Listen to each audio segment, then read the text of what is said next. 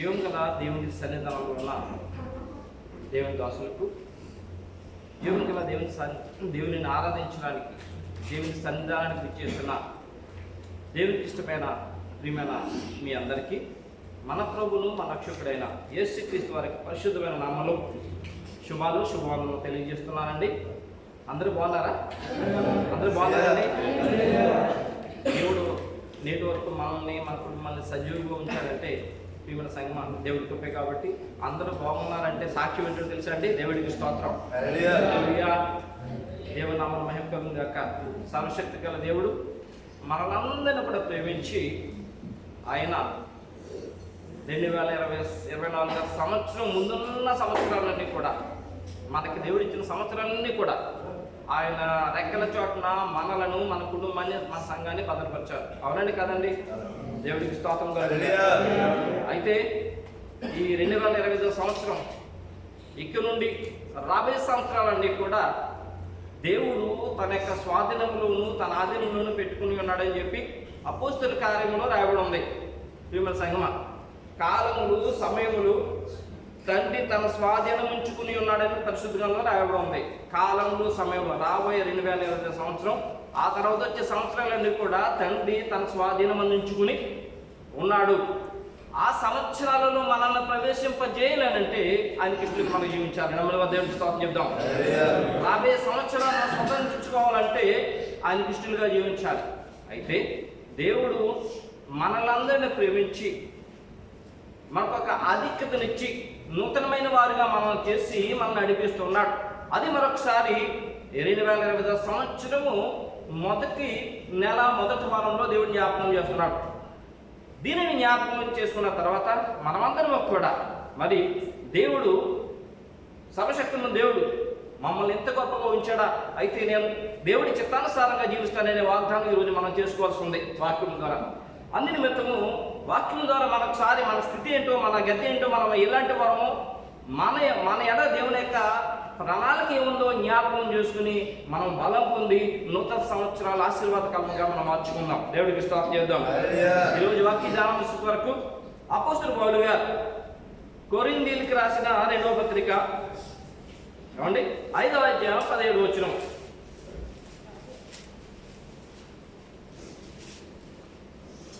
చదువుతారా? కాగా ఎవడైనను క్రీస్తు నందున ఎడల వాడు నూతన సృష్టి, పాతవి గతించెను, ఇదిగో క్రొత్తవాయెను. సరిపోతుందండి. కాగా ఎవడైనను క్రీస్తు నందున ఎడల వాడు నూతన సృష్టి, పాతవి గతించెను, ఇదిగో క్రొత్తవాయెను అని ప్రభు సెలవిస్తూ ఉన్నాడు. కాబట్టి తన యొక్క దాసుని ద్వారా ప్రభు సెలవిస్తున్నాడు. నూతన సంవత్సరం మనకిచ్చి నూతన సంవత్సరం అనే దయకటం ధరింపచేసి ఈ సంవత్సరమే కాదు మీకు రాబో సంవత్సరాలు కూడా మీకు నిస్తాను. అయితే మీరు ఎలాంటి వారై ఉన్నారో మీకు తెలుసుకోమని ప్రభు సెలవిస్తున్నాడు. ఇక్కడ 4 విషయాలు దీంట్లో మనకు అర్థమవుతున్నాయి. ఏమండి? ఎవడైనా క్రీస్తు నందు ఉన్న ఎడల 1, 2వది వాడు నూతన సృష్టి, 3వది ఏమండి పాతలు గతించెను, 4వది క్రొత్తవాయెను. 4 విషయాల ద్వారా మా దేవుడు మనతో మాట్లాడబోతున్నాడు. ప్రియమైన సంగమ, ఎవడైనా క్రీస్తు నందు ఉన్నాడలా, ఎవరైనా క్రీస్తు నందు ఉన్నట్లయితే ఎంతమంది అయితే ప్రభువుని అంగీకరిస్తారో, ఎంతమంది అయితే ప్రభువుని సొంత రక్షకుడిగా మరి విశ్వసిస్తారో వారందరూ కూడా క్రీస్తు నందు ఉన్నవారే. క్రీస్తు నందు ఉన్నవారు అనగా ఆయనను పరిపూర్ణముగా విశ్వసించిన వారు, ఆయనను పరిపూర్ణంగా ఆయన రక్షణను అంగీకరించిన వారు, ఆయనతో ఉండడానికి ఇష్టపడేవారు. అండి, ఆయనతో ఉండడానికి ఇష్టపడేవారు, ఆయన స్వరూపంలో మారినవారు క్రీస్తునందు ఉన్నవారే.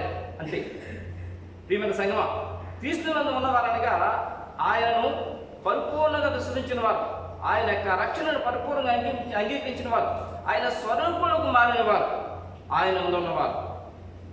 మరి దీని వ్యక్తము పౌలు గారు మళ్ళా రోమీయులకు రాసిన పత్రిక తెలియజేస్తూ ఏ విధంగా అంగీకరించారు, ఏ విధంగా ఒప్పుకున్నారు, క్రీస్తులో వారు మీరు ఎలా ఉన్నారు అని చెప్పి జ్ఞాపకం చేస్తూ రోమీయులకు రాసిన పత్రిక పౌలు గారు 10వ అధ్యాయం 9వ వచనంలో ఇలాగ సెలవిస్తూ ఉన్నారు.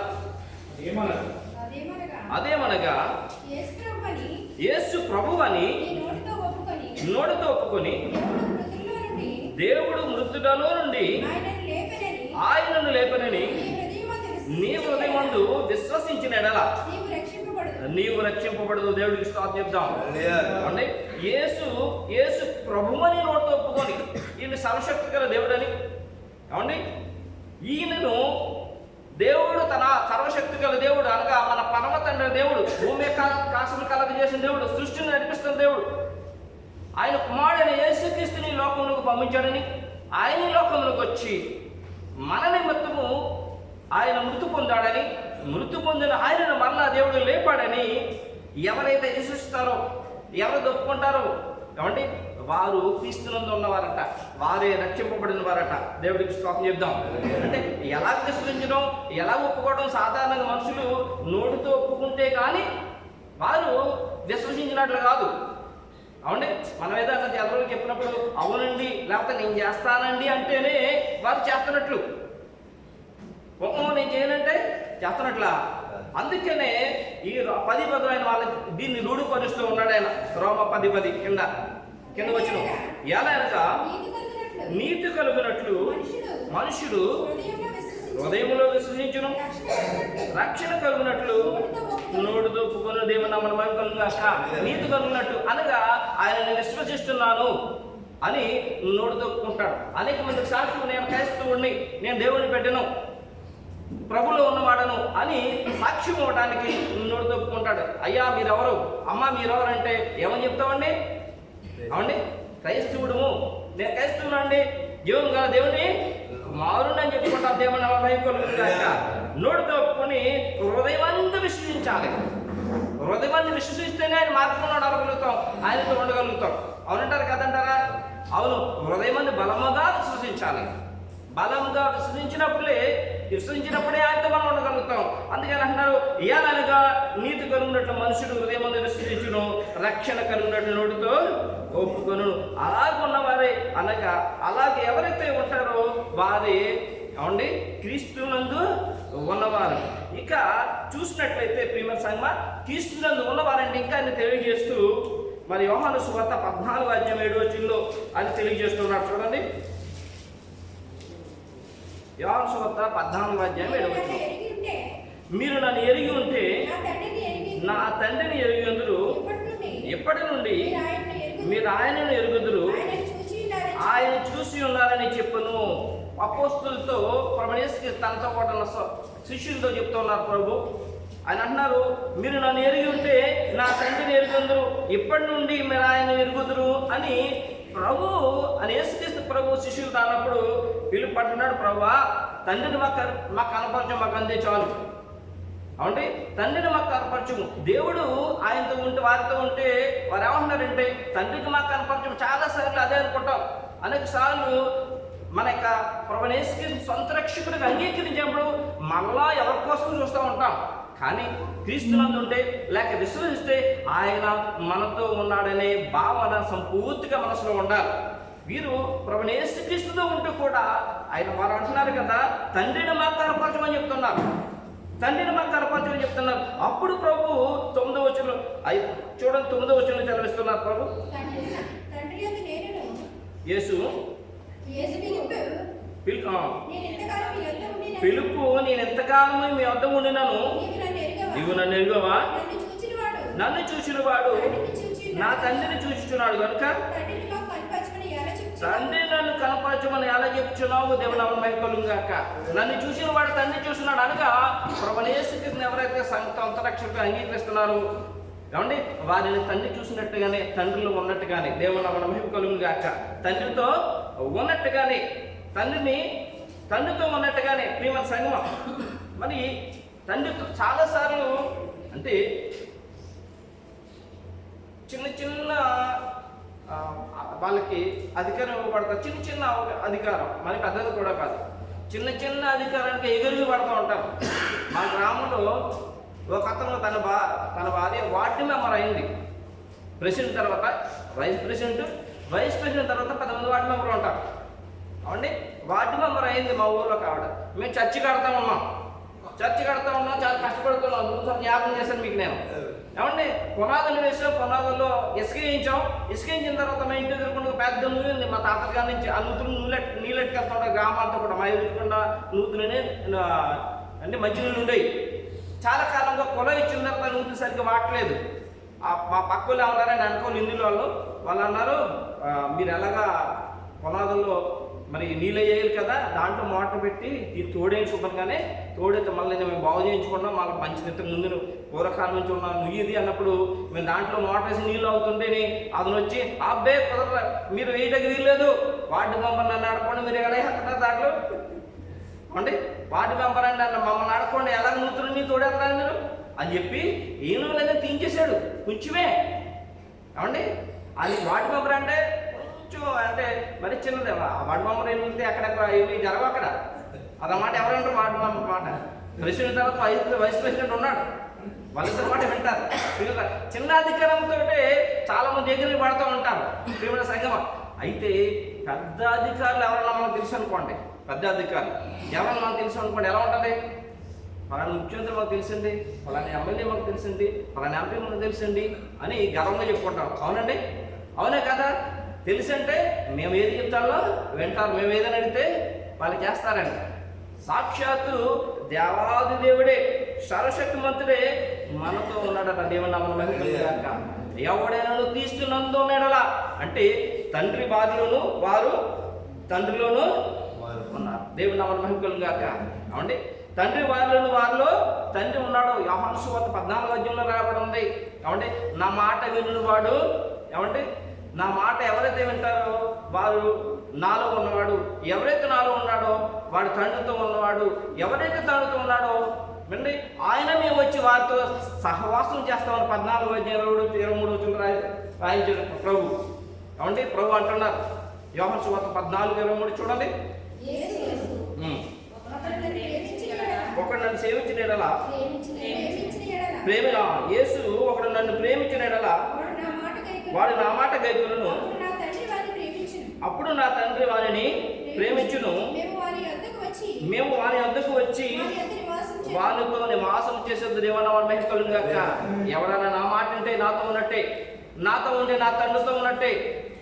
మేము తండ్రిని ఇలా కలిపి వారితో ఏం చేస్తాము?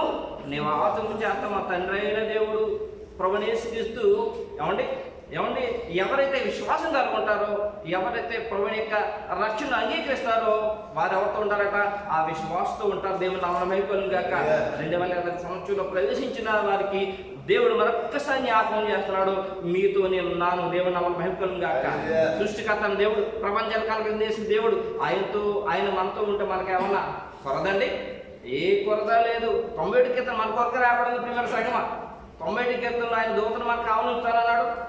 పగలే మేఘస్తంభం, రాత్రి అగ్గిస్తంభం. 90 కీర్తన అంతా కూడా అదంతా కూడా ఆశీర్వాదకరమైన కీర్తన. ఎవరైతే దేవుని ప్రభునందు ఉంటారో, ఎవరైతే క్రీస్తునందు ఉంటారో వారి ఎడల దేవుడి యొక్క ప్రొడక్షన్ అది. దేవుని నామమున మహిమ కలుగుగాక. ఎవడైనా క్రీస్తునందు ఉన్నాడు ఎలా అవండి. రెండోది ఏమో రాబడింది అవండి, నూతన సృష్టి.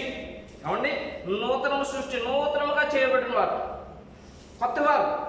ఆది యందు దేవుడు భూమి ఆకాశం కలగజేసిన నూతనంగా కలగజేశాడు. ఆయన కలగజేసిన తర్వాత నూతనంగా ఏదైనా తోట వేశాడు. ఆయన నూతనంగా ఆదాముని అవ్వమని సృష్టించాడు. అన్నీ నూతనమైనవే. పొల్యూషన్ అనేది ఏది లేదు. ఇప్పుడు లోకమంతా పొల్యూషన్ నిండిపోయింది. అవునండి మాస్టర్ గారు? అవునండి, ఢిల్లీలో మరీ దారుణం పొల్యూషన్. అంతా కూడా పొల్యూషన్ నిండిపోయింది. కావండి పూర్వం ముందు ఏ పొల్యూషన్ లేదు, అంతా నూతనమైనదే. ప్రియమైన సంగమ, నూతనమైన ఆ యొక్క ఎదురు తోట, నూతనమైన ఫలాలు. ఇప్పుడు కూరగాయలన్నీ కూడా మందేసియే. ఏమండి అన్నీ కూడా స్వచ్ఛమైనవి. ఆ స్వచ్ఛమైన ఆ తోటలో, స్వచ్ఛమైన సృష్టిలో ఆదాము అవ్వలు కూడా స్వచ్ఛమైన వారే. ఉదయం నుంచి సాయంకాలం వరకు కూడా దేవుడితో ఉన్నవారే. అలాగే ఏం చేస్తున్నాడట దేవుడు? మనల్ని నూతన సృష్టి, నూతనమైన వారిగా మార్చేస్తాడట. ప్రభువునందు ఉంటే దేవుని నామమున మహిమ కలుగుగాక. గుర్తు పెట్టుకోండి ప్రియమైన సంగమా, ఎవడైనా క్రీస్తునందు ఉన్నాడలా వాడు నూతన సృష్టి, నూతనమైన వారు చేశాడైన. హెజ్కేలు గ్రంథం 36 చూడండి 26. హెజ్కేలు గ్రంథం 36, 26 వచనం.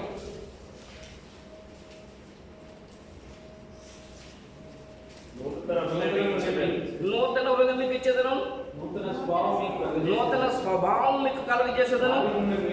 రాతి గుండె మీలో నుండి తీసివేసి మాంసపు గుండెను మీకు ఇచ్చేదను. సరిపోతుందండి ప్రియమైన సంగమా. అనగా ప్రియమైన సంగమా, ఇప్పటికీ క్రీస్తు పూర్వము నూతన మనస్సు కావాలంటే, నూతన హృదయం కావాలంటే ప్రభు దగ్గర మోకరించి అడగాలి, ఉపవాసాలు చేయాలి, ఉపవాసం చేసి ప్రభుని బతిమాలుకోవాలి. అప్పుడు ఇచ్చేవాడైనా నూతన హృదయం, నూతన మనసు. ఇప్పుడు అంత అవసరం లేదు. ఉపవాసం నీకు మంచిది ప్రియమైన సంగమా. ఎవరైతే ప్రభుని యేసుక్రీస్తుని అంగీకరిస్తారో, ఎవరైతే ప్రభుని యేసుక్రీస్తుని ఉంటారో ప్రియమైన సంగమా, వారికి నూతన హృదయం ఇస్తున్నాడు, నూతన మనసు ఇస్తున్నాడు. పూర్వకాలంలో దావీదు అడిగాడండి. దావీదు చూడండి 57:10 ఆయన ఏమంటారు చూడండి. దావీదు గారు అడిగారు ఉపవాసం చేసి, దేవా నా యందు శుద్ధ హృదయం కలుగజేయుము, నా అంతరంగంలో స్థిరమైన మనసును నూతనముగా పుణ్యించుము. నూతనమైన వాడుగా ఆయన చేయాలని ప్రభువు అడుగుతున్నాడు, ఆయన బతిమాలుతున్నాడు. కానీ క్రీస్తునందు ఎవరైతే ఉంటారో, క్రీస్తుని ఎవరైతే సంపూర్తిగా అంగీకరిస్తారో, ఆ రక్షణ ఉంటారో, ఆయనను పోలి నడుచుకుంటారో వారు ఎవరంటే నూతనమైన వారు. వారికి ఆయన ప్రభు ఏం చేస్తారంటే ఆయన ఏమండి నూతన స్వభావం కలగజేసేదను. సమస్తము నూతనమైనదే, మాటలు నూతనమైనవే, ఆలోచనలు నూతనమైనవే, నూతనమైన స్వభావం కలగజేతను. రాతి గుండు మీలో నుంచి తీసివేసి ఏమండి మాంసపు గుండు ఇచ్చేతను. రాతి గుండె అంటే కఠినమైన మనస్సు, కఠినమైన ఆలోచనలు, అంత కఠినమే. అదంతా కూడా మీలోంచి నేను తీసివేశాను అని చెప్పి 20 వచనం, నా ఆత్మను మీ అందుంచి, హెచ్కేలు 36:20 చదువుతున్నానండి. నా ఆత్మను మీ అందుంచి నా కట్టలను అనుసరించి వారుగాను, నా విధులను గైకొని వారుగాను మిమ్మల్ని చేసేదను. దేవుని నామమున మహిమ కలుగును గాక. నూతనమైన ఏమండి సృష్టి, నూతనమైన వారుగా అంటే పుట్టిన పిల్లవాడు ఏ విధంగా అయితే నూతనంగా ఉంటాడో అలాగూ క్రీస్తునందు ఉన్నవాడిని చేస్తున్నాడు. ఎంత గొప్ప ఆధిక్యత అండి. దేవుడికి స్తోత్రం చేద్దామా. చిన్న పిల్లవాడు ఏ విధంగా అయితే నూతనంగా ఉంటాడో అలాగూ నూతనమైన వారిగా చేస్తానంటున్నాడు ప్రియమైన సంగమా. ఏమండి నూతన సృష్టి ఒకవేళ దేవుల్లో ఉంటే మీరు నూతనమైన వారే అని ఆయన ప్రభు సెలవిస్తున్నాడు. ఏమండి అని చెప్పి మరలా జ్ఞాపకం చేస్తున్నాడు ఆయన. ఏమన్నాడు ఆయన? ఏమండి పాత విగతించెను, ఏమండి ఇదిగో పాత విగతించెను. అప్పుడు కొరింథీయులకు రాసిన పత్రిక, ఏమండి కొరింథీయులకు రాసిన 2వ పత్రిక 5:15 చదువుకుంటున్నాం మనం. కాగా ఎవడైనా క్రీస్తునందు ఉన్నాడలా వాడు నూతన సృష్టి. 3వది పాతవి గతించెను, ఇదిగో కొత్తవి ఆయను. పాతవి గతించెను, పాతవి అనగా మరలా ఎందుకు పాత జ్ఞాపకం చేస్తున్నాడు ఆయన కొత్త వైపు ఉన్నప్పుడు అనగా ఎప్పుడైనా సరే పాత వాని వైపు తిరిగితే, పాత ఆలోచనలో తిరిగితే, పాత బుద్ధి వైపు తిరిగితే ఏం చేయాలి? ఏం వస్తుందో తెలుసండి? పశ్చాత్తాపం వస్తుంది. అయ్యో నా ప్రభువు నేను ప్రేమించి ఇంత గొప్పగా చేసినప్పుడు మళ్ళీ నేను ఎలా ఉంటానని చెప్పి పశ్చాత్తాప హృదయం వస్తుంది. కాబట్టి ఇంకా ఎక్కువగా దేవుళ్ళు ఉండటానికి మరలా పౌలు గారి ద్వారా దేవుడిని జ్ఞాపకం చేస్తున్నాడు. పాత ఏం చేస్తున్నాడట? పాతవి గతించెను. అవునండి పాతవి లేవు. పాతవంటే ఏంటి? పాత ఆలోచనలు, పాత ఉద్దేశాలు, పాత పనులు. అపోస్తలుడు పౌలు గారు ఏమంటారు తెలుసండి? ఆయన రక్షింపబడక ముందు నేను దూషకుడును. మొదటి తిమోతికి రాసిన మొదటి పత్రిక 1వ అధ్యాయం 2:12 వచనంలో చర్చిస్తూ ఉన్నాడు. చూడండి, తిమోతికి రాసిన మొదటి పత్రిక 1వ అధ్యాయం 12వ వచనం. పూర్వము దూషకుడును, హింసకుడును, సరిపోతుందండి, హానికరుడును. పూర్వము అనగా ప్రభువు యేసుక్రీస్తు సొంత రక్షకుడుగా అంగీకరించక ముందు, విశ్వసించక ముందు, ఆయన ఉండక ముందు ఆయన అలాంటి వాడట, దూషించేవాడు ఉన్నాడట, హింసించేవాడు ఉన్నాడట, హానికరుడుగా ఉన్నాడట. పూర్వక స్వభావం ఎలా ఉందంటే దూషించేవారిగా, ఏమంటే హాని చేసేవారిగా, ఏమంటే హింసించేవారిగా ఉంది పూర్వక జీవితం. చాలా కాలం ఏందండి. ఏమండి ఇంతకుముందు కొత్తలో నేను సువార్తగా ఉన్నప్పుడు కొత్తలో చెబుతూ ఉండేవాడిని గొంగళ పురుగు గురించి. ఏమండి గొంగళ పురుగు ఎంతమంది తెలుసు అని చేతులు ఎత్తండి. న్యూ జనరేషన్ తెలియదేమనుకుంటా, ఇంకా చాలామంది తెలియదు. చిన్నపిల్లకైతే తెలియదు. తెలుసా మీకు? ఓకే. ఏమండి గొంగళ పురుగు ఏమండి ఇప్పుడు తక్కువైపోయినాయి గొంగళ పురుగులు. ఇంతకుముందు చాలా ఎక్కువ ఉండే. ఏమండి గొంగళ పురుగు మాకున్న స్థలం 22 సెంట్ల స్థలం, మాది ఇల్లు ఉన్న స్థలం. ఇల్లు తర్వాత పాక తర్వాత కొబ్బరి చెట్లు, అరటి చెట్లు ఉంటాయి, తేక చెట్టు కూడా ఉంటాయి. అరటి చెట్లు పచ్చాకు ఉంటాయి కదండి, వాటి నిండా కూడా గొంగళ పురుగులు ఉంటూ ఉండేవి. ఏమండి తేకు ఆకులు కూడా తినేస్తూ ఉండేవి. అవి ఏం చేస్తాయంటే తనకు కావాలంటే తినుకుంటూ వెళ్తుంటారు గొంగళ పురుగు. ఏమండి పూర్వకాలం యొక్క స్థితి ఎలాంటి స్థితి అంటే గొంగళ పురుగు లాంటి స్థితి అంట. పూర్వకాలం ముందు రక్షింపబడక ముందు మన యొక్క స్థితి ఎలాంటి స్థితి అంటే గొంగళ పురుగు లాంటి స్థితి అట. గొంగళ పురుగు అంటే ఎవరైనా ఇష్టపడతారా? ఏమండి ఎవరైనా ఇష్టపడతారు? చేయతని ఎవరు ఇష్టపడరు. గొంగళ పురుగు శరీరం తాగితే దొద్దులు ఇచ్చేద్ది, గుచ్చుకుంటాయి. దాని నిండా ముళ్ళు వంకరంకరగా తిరిగి వెళ్తుంటేనే. ఏమండి ఇలా తిరుగుతుంది, చూడటానికి భయపడుతుండదు. అది పట్టుకుంటే దొద్దులు ఇచ్చేస్తుంది. ఏమండి పాత జీవితము, రక్త జీవితము, హాని చేసే జీవితము, ఇబ్బంది పెట్టే జీవితము గొంగళ పురుగుల లాంటిదట. ఒక దైత్యుడు వాక్యము చెబుతూ సంఘంలో ఉన్న వారిని చూసి ఆయన ఆత్మతో నేను చెప్తున్నాడట, పరలోకమున్న దేవుడు రక్షింపబడిన వారిని అనగా మారు మనసు లేని వారిని గొంగళ పురుగులుగా చూస్తాడంట, అసహ్యించుకుంటూ చూస్తాడంట. మనకే అసహ్యత ఇంకెలా ఉంటుంది చెప్పండి ఇలా. అయితే ఆ గొంగళ పురుగు గొప్ప సీతాకోక సిల్క్లాగా ఆనందకరమైన జీవితంలో ఆనందకరమైన మరి జీవితంలోకి వచ్చేసింది. తెలిసిన మీకు చాలామంది తెలిసి ఉంటారు ప్రియమైన సంగమం. అలాంటి గొంగళ పురుగుని మా నాన్నగారు ఏం చేశారంటే ఆకులను కొట్టేసి అగ్నేసి కాల్ చేస్తూ ఉంటారు. వాటిని ఇంతకుముందు చేసేవారు. ఏళ్ళు గంగలు గొంగళ పురుగులు ఉన్నాయండి. పసర అంట ఇస్రాయేల్ యొక్క పంట పొలంలో ఉన్న పసరంతా కూడా తినేసి అంట అవి. వాటిని కాల్ చేస్తారు. ఇప్పుడైతే లేవు, 10 సంవత్సరాలకు వాటిని చూడలేదు నేను. ఆ గొంగళ పురుగు అదేం చేస్తుందంటే ఒక మట్టి తెచ్చుకుని గూడు కట్టుకుని గూడులో ఉండిపోతుంది అక్కడ. గూడులో ఉండిపోయిన తర్వాత కొన్ని రోజులు మళ్ళీ ఆకలి వస్తుంది కదా, బయటికి రావడానికి ప్రయత్నం చేస్తే ముందు బాగా లేదు. మట్టి ఏం చేస్తుంది, ముందేమో మెత్తగా ఉంటుంది కదా, తర్వాత గట్టి పడిపోయి పెంగి అయిపోతుంది. అది రావడానికి ప్రయత్నం చేస్తుంటే దాంట్లోంచి రాలేకపోతుంది, శరీరంతో ఉంటుంది కదా. అలాగది నెల తరబడి ప్రయత్నం చేస్తూ ఉంటుందట. ప్రయత్నం చేస్తున్నప్పుడు తన యొక్క శరీరంలో ఉన్న అవయవాలన్నీ, శరీరంలో ఉన్న ద్రవాలన్నీ కూడా ఊరుతూ ఉంటాయంట. నెమ్మదిగా తన యొక్క శరీరం ఆకృతి మారిపోయి ఏమండి సీతాకోక సిలుకులాగా బయటకు వచ్చేస్తుంది. దేవుడికి స్తోత్రం. బటర్ఫ్లై అంటే ఇష్టం లేదు ఎవరు ఉంటారా? ఏమంటే గొంగళ పురుగుని అయితే పట్టుకోరు, కానీ సీతాకోక సిల్క్ను మాత్రం ప్రతి చిన్న పిల్లవాడు పట్టుకుంటాడు. మా విజయ ఇంట్లో పెట్టేసుకుంది మొత్తం సీతాకోక సిల్క్ అని అనుకుంటారు. అందరూ కూడా పెట్టుకున్నారు. దేవుడి గారు కూడా ఇంట్లో పెట్టుకున్నారు. అంతమంది ఇంట్లో సీతాకోక సిల్క్లు అంటే అందరికి ఇష్టం. అంతమంది గొంగళ పురుగు అంటే అనగా పాత జీవితం, రోత జీవితం దేవుడికి ఇష్టము లేదు. ఒకవేళ కనుక దేవుడు నూతన మేలు చేస్తూ నూతన సంవత్సరం ఇస్తూ ఇంకా పాత జీవితంతో జీవిస్తుంటే వారు ఎవరో తెలుసండి, గొంగళ పురుగు. ఒకవేళ ఏమంటే పూర్తిగా మారిపోయి తీసుకురందు ఉన్నాడట్లే నూతన సృష్టిగా మారిపోతే ఎవరెవరండి? సీతాకోక చిలుక. ఎవరన్నా పాత జీవితం, పాత మాటలు, పాత ఉద్దేశం, పాత మాట్లాడుతూ దూషిస్తుంటే మనం ఏమనుకోవాలి? గొంగళ పురుగు అనుకోవాలి. ఏమండి వారి పాతవారు అనుకోవాలి, నూతన సృష్టి కాదు, నూతనమైన వారు కాదు. ప్రియమైన సంగమ, నూతనమైన అలాంటి ఏమండి అసహ్యమైన కరమైన జీవితాన్ని, అలాంటి దోషకరమైన జీవితాన్ని పరలోకమందున దేవుడు తన ప్రియకుమారుడు యేసుక్రీస్తుని ఈ లోకంలో పంపించి మన యొక్క నడినెత్తి నుంచి అరికాల వరకు చేసిన సమస్త పాపం నిమిత్తము ప్రభువైన యేసుక్రీస్తు వారి కల్వరి శిలువలో ఆయన 39 కొరడా దెబ్బల ద్వారా నలుగుకొట్టబడి ఉన్నాడు. అవునండి మనం శరీరం ద్వారా చేసిన పాపం నిమిత్తము ఆత్మ మనలో పడిపోయి దేవుని సన్నిధికి వెళ్ళలేక నరకంలోకి వెళ్ళిపోతూ ఉంది. ఆ ఆత్మను రక్షించడానికి ఆయన ప్రాణం పెట్టాడు. దేవుడికి స్తోత్రం చెప్దాం. ఈ విధంగా గొంగళ పురుగు లాంటి పాత రోత జీవితాన్ని సీతాకోక సిలుకలాగా మార్చేశాడు దేవుడు మన జీవితాన్ని. దేవుడు మన మహిమలుగా ఇదిగో ఏమంటే పాతవి గతించాను, ఇప్పుడు ఏమైపోయి పాతవనేవి లేవు. ఇప్పుడు నూతనమైన వారం, మనం నూతన సృష్టి, దేవుళ్ళు ఉన్నవారు, దేవుని పోలిక చెప్పిన జీవించేవారం. ప్రియమైన సంగమా, పాతవి గతించును, ఇదిగో కొత్త వాయను, కొత్తవైపోయినట. ఇప్పుడు చెప్తున్నాడు, మళ్ళీ జ్ఞాపకం చేస్తున్నాడు.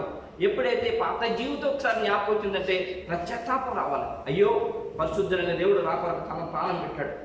ఏమండి, పరిశుద్ధుడైన దేవుడు నాకు నూతన హృదయాన్ని ఇచ్చాడు, నూతన జీవితాన్ని ఇచ్చాడు. నేను ఎలాగో మళ్ళీ పాత దానిలోకి వెళ్ళాలి? పాతదాన్ని ఎందుకు ఆలోచించుకోవాలి? పాత మాటలు ఎందుకు మాట్లాడాలి? పాత ఉద్దేశాలు ఎందుకు కలిగి ఉండాలి? ఎందుకు ఉద్దేశించాలి? ఎందుకు అసూయపడాలనే ఆలోచన రావడానికి మళ్ళా దేవుడు పౌలు గారితో జ్ఞాపకం చేస్తున్నాడు. పాతవి ఏం చేసినట నశించెను, మళ్ళా ఇదిగో కొత్త వాయను. ప్రకటన 21:5. ప్రకటన 21:5.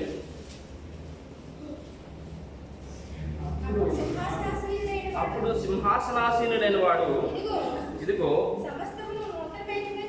సమస్తమును నూతనమైనవిగా చేయుచున్నానని చెప్పెను. మరియు ఈ మాటలు నమ్మకమును నిజమునై ఉన్నవి కనుక రాయమని ఆయన నాతో చెప్పెను. యోహాను గారితో దేవుడు చెప్తూ ఉన్నాడు. అంటే అప్పుడు సింహాసనాసీనుడైన వాడు సమస్తమును ఏం చేస్తున్నాడట? నూతనమైనవిగా అవండి చేయుచున్నానని చెప్పాడు. నూతనమైనవి అవండి, నూతనమైనవి కొత్తగా చేసేస్తున్నాడు సమస్తానికి. పాతదనేది ఇంకా లేదు, పాతదని లేదు. ప్రతి ఒక్కరు కూడా నూతనమైన వారే. అందుకనే దేవుడు పూర్వకాలం ఉందే 2000 సంవత్సరాల క్రితం నా ప్రియ కుమారుడు యేసుక్రీస్తుని ఈ లోకంలో పంపించి, ఆయన కుమారుడు పంపించి లోకంలో ఉన్న వాళ్ళందరినీ కూడా ఎవరైతే యేసుక్రీస్తుని సొంత రక్షకుడు అంగీకరిస్తారో, నమ్ముతారో, విశ్వసిస్తారో వారందరినీ కూడా నూతనమైన వారుగా చేసి, వారందరినీ కూడా నూతనమైన ఆత్మతో నింపి దేవుని ప్రజలుగా, దేవుడితో సహవాసం చేసేవారుగా, వారి స్వరూపంలో మారేవారుగా, అది ఇష్టానుసారంగా ఉండేవారుగా చేయడానికి ఆది అందే క్రీస్తు పూర్వమే యోగుల ద్వారా మనకి ప్రియమైన సంగమం, యోగుల ప్రాప్తి ద్వారా ఆయన ప్రవచనం పలికించాడు. ఏమనంటే ప్రియమైన సంగమం ఏంటంటే మీ అందరి మీద ఆత్మను కుమరిస్తాడు.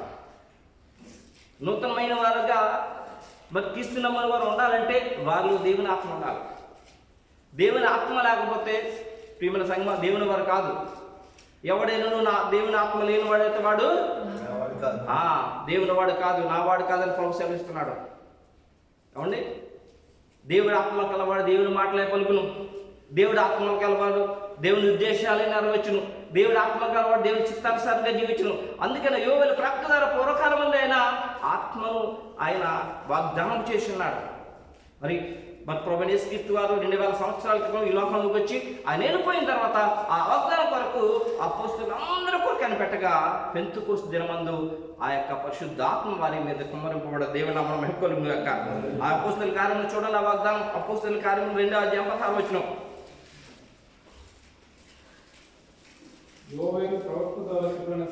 యోవేలు ప్రవక్త ద్వారా చెప్పబడిన సంగతి ఇదే. ఏమనగా అంత్య దినములందు నేను మనుషులందరి మీద నా ఆత్మను కుమ్మరించెదను. మీ కుమారులు మీ కుమార్తెలు ప్రవచించుదురు,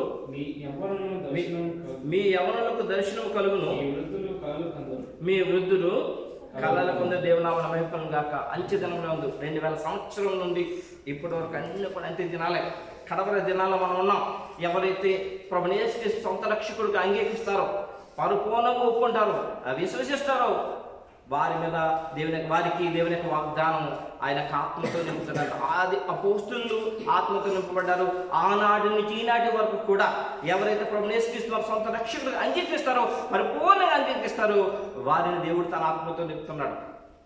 వారితో ఆయన ఉన్నాడు, ఆయనతో వారు ఉన్నారు. వారు ఆత్మచేత నింపబడిన వారు. ఆత్మచేత నింపబడిన వారు ఎవరంటే కొత్త వారు, నూతనమైన వారు, నూతన ఉద్దేశాలు, నూతనమైన ఆలోచనలు. దేవుడు ఆలోచనలు దేవుడు తనపలే ప్రియమైన సంగమం. అలాగూ నూతనమైన వారికి దేవుడు సంవత్సరం కూడా సంవత్సరం అనే దయాగ్రహం ధరింపజేస్తూ ఉన్నాడు ఆయన. సంవత్సరం కూడా పుట్టినరోజు చేసుకున్న వారికి ఎప్పుడు పుట్టినరోజు చేసుకుంటే అప్పుడే దయాగ్రహం. అవునంటారు కదంటారా? ఏమండి, మరి సంవత్సరం మారుతుందనుకోండి, 2020 సంవత్సరం దేవుని దోసలో మా ముగ్గురికే దయాకిరటమా, మీ అందరికీ లేదా? మా ముగ్గురికేనా? లోకంలో ఉన్న అందరికీ కూడా దయాకిరటమే. దేవుడు అందరికీ సంవత్సరం అనే దయాకిరట తన గొప్ప ద్వారా జ్ఞాపకం చేసుకుని ఇస్తూ ఉన్నాడు. ఎవరికంటే ప్రభువైన యేసుక్రీస్తుని సొంత రక్షకుడిగా ఎవరైతే అంగీకరిస్తారో వారికి దేవుని నామమున మహిమ కలుగును గాక. దేవుని అంగీకరించిన వారు బయట ఆటలతోటి పాటలతోటి డ్యాన్సులతో ఉన్నారు. 30వ తారీఖు దేవుని దోషులు చెప్పారు కదా, లోకంలో ఎంతమంది గురించి కలిపి వెళ్ళిపోయారు, లోకంలో ఎంతమంది ఆ కాంగ్రెస్కి వెళ్ళిపోయారు, లోకంలో ఎంతమంది బయట తిరుగుతున్నారు. దేవుడి పిల్లలు దేవుళ్ళు ఉన్నారు. వాళ్ళు బయట ఆటపాటలు ఉండేవారు కాదు, వారిని తన ఆత్మతో నింపుతున్నారు. కాబట్టి లోకంలో జరిగే విషయాలన్నీ కూడా వారికి తెలియజేస్తున్నాడు.